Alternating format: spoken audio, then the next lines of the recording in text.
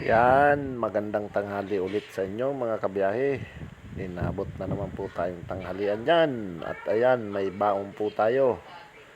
Ah, yung kalahati po nung baon ko ay kinain ko na kanina, almusal. At saka maliit na yung baon na natin.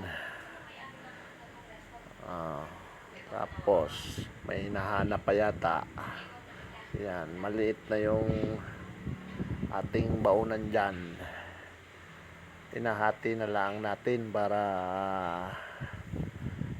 hindi kasi nung sa kanin paunti-unti na lang ang kanin natin kasi parang masama pag marami at iwas na rin sa high blood saka tumaas ang sugar dahil lang edad natin ngayon patungo na doon sa mga ganun, kaya konti-konti na lang ng kanin mga kabiyahe.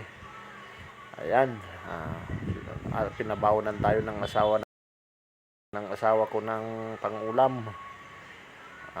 Sinigang ang pinabaon sa atin.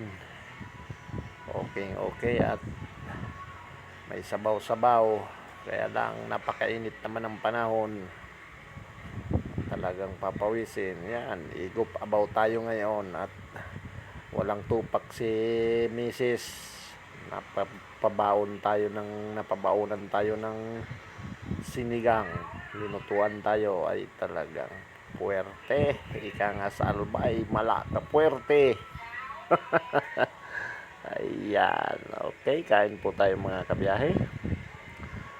Diyan lang pala tayo kumain sa upuan natin diyan sa Manibela para hindi na tayo napakainit naman. Kaya kung maghahanap pa ng pwesto mga kabiyahe, wala tayong nadaan ng magandang pwesto, kaya diyan na lang nagpuan tayo sa may malilom na mangga.